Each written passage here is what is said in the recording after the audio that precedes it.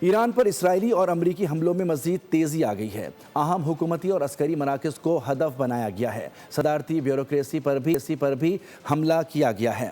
صدارتی آفس اور supreme national security council پر بھی بموں کی برسات کر دی گئی۔ 30 گھنٹے کے دوران ایران پر 2000 بم گرائے گئے۔ 18 فوجیوں سمیت 14 کی تعداد 787 ہو گئی۔